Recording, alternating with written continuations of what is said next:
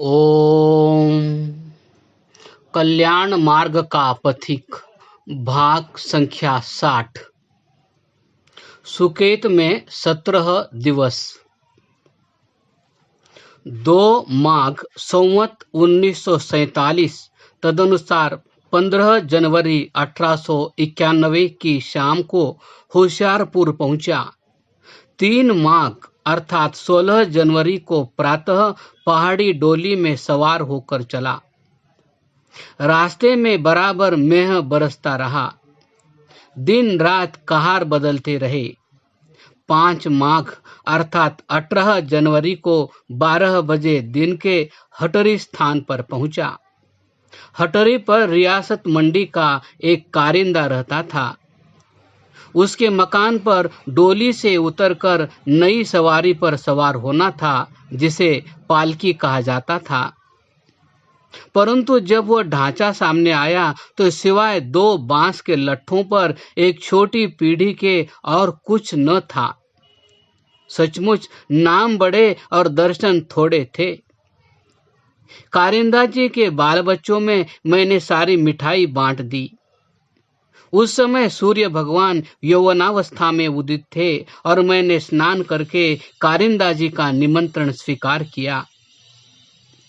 बिना धोई छिलके वाली उड़द की दाल और आलूओं के साथ फुलकों का जो स्वाद उस समय आया, वह शायद जन्म भर में 4-5 बार ही अनुभव किया होगा। भोजन से निवृत्त होकर पालकी नामिनी पीढ़ी पर सवार हुआ। मिठाई की 3 हंडियों में से एक हंडिया मेरे सामने कारिंदे ने रख दी। मैंने बहुत इनकार किया, परंतु उन्होंने यही उत्तर दिया, मुझे रास्ते का अनुभव है, आपको नहीं, आपके काम आएगी। हटरी से सीधी चढ़ाई का आरंभ हो गया। यह सिकंदरी की चढ़ाई कहा जाती है। मेरा सामान कूलियों की पीठ पर चला। थोड़ी दूर ऊपर चढ़ते ही सारे पहाड़ श्वेत हिम के ढके हुए दिखाई देने लगे। जो जो चढ़ता गया त्यों त्यों दृश्य सुंदर होता गया। यहाँ तक कि ऐसी ऊंचाई पर पहुंचा जहाँ हिम गिर रहा था। गरम कोट आदि पहनकर ऊपर से मैंने गुस्सा ओढ़ लिया था। मैंने समझा था कि बर्फ की वर्षा के समय सर्दी ज्यादा होगी, लेकिन हालत दूसरी ही नजर आई। धुस्सा झाड़कर बर्फ को नीचे फेंक दिया और हाथ हांडी की ओर बढ़ाया, क्योंकि भूख बहुत चमक उठी थी।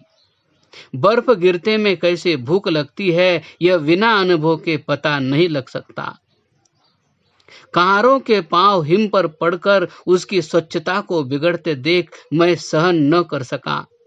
यद्यपि मेरे पैर पड़ने से भी हिम की स्वच्छ साफ चादर मैली होती थी, परंतु वह मेरी दृष्टि से पीछे रह जाती थी। मैंने उस समय पौराणिकों का ही अनुकरण किया और अज्ञान में पाप न समझते हुए मनोरंजक यात्रा की।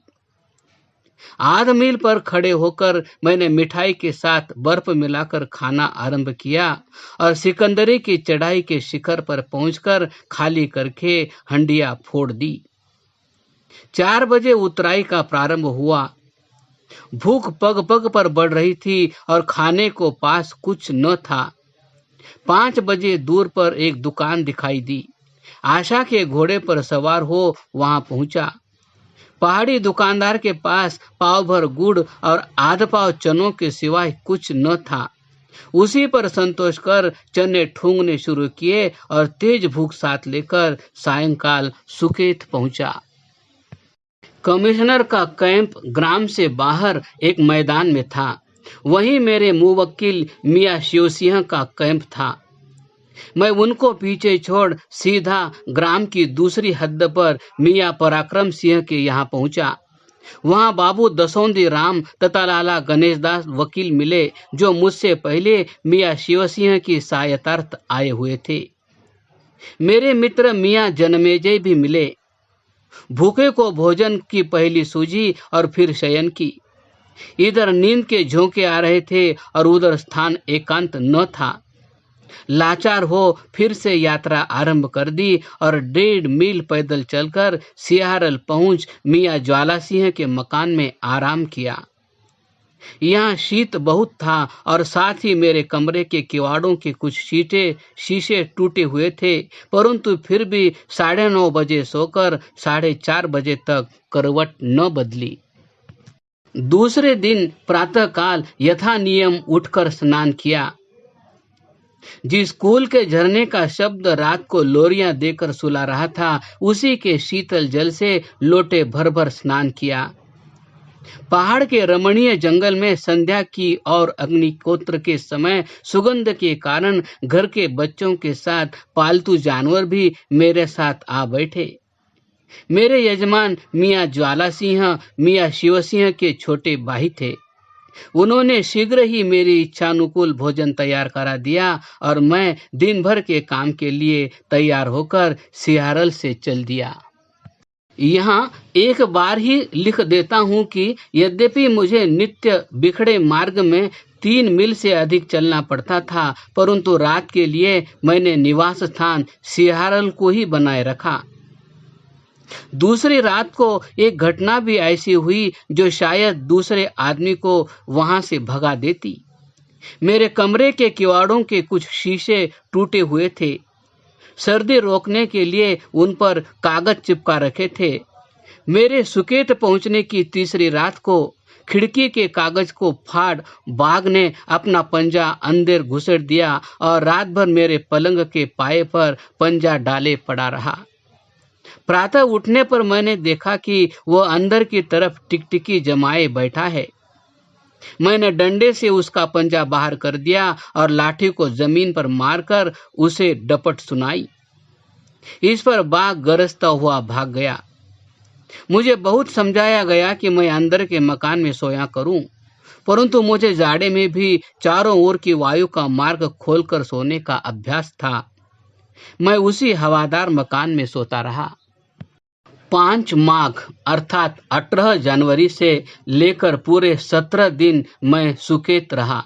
इस बीच में जहां मियाँ शिवसिंह के मुकदमे का मनोरंजक काम होता रहा, वहां साथ ही असाधारण प्राकृतिक तथा मानवीय दृश्य भी देखने में आए और साथ ही वैदिक धर्म का प्रचार भी होता रहा।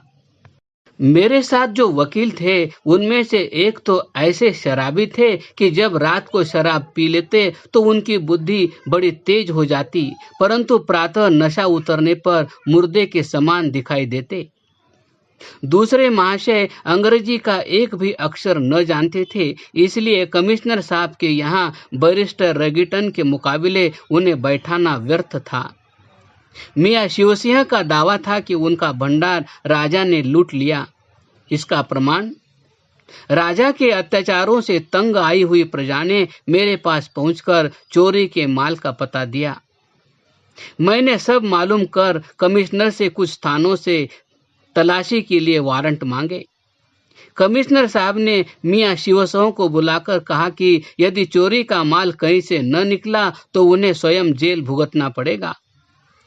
मैंने इस पर एक लिखित प्रार्थना पत्र पेश कर दिया और सारी जिम्मेवारी अपने ऊपर लेने का वचन दिया। कमिश्नर साहब का आश्चर्य दूर करने को मैंने अपने पास पहुंचे गुप्त प्रमाण भी उन्हें दिखलाए।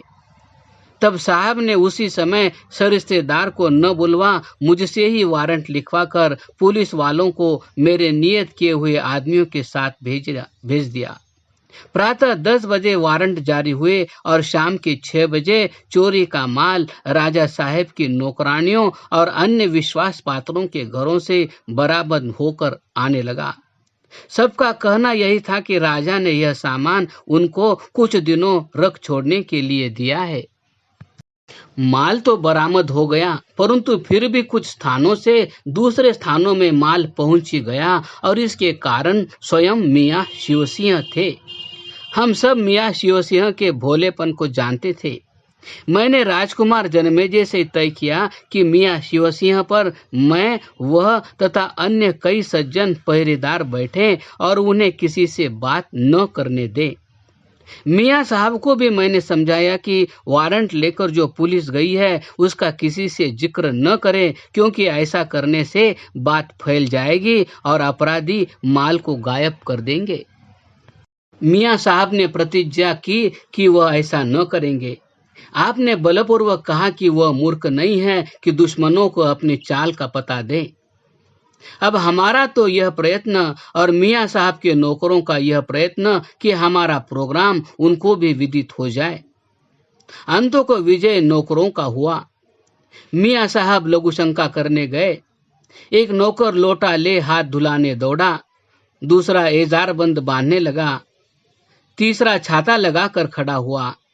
बस हाथ धुलाते धुलाते सब कहानी मियाँ साहब से पूछ ली और अपने साथियों को बताने लगे। सुनने वालों में कोई विश्वासघाती भी था। उसने राजा को समाचार पहुंचाया। राजा ने आदमी दौड़ाए, परंतु तब तक पुलिस बहुत काम कर चुकी थी। मुकदमे की पैरवी तो कोई बड़ी बात न थी, परंतु मियाँ शिवसिंह से मुकदमे की रक्षा करना ही सबसे बड़ा कठिन काम था। क्रमशः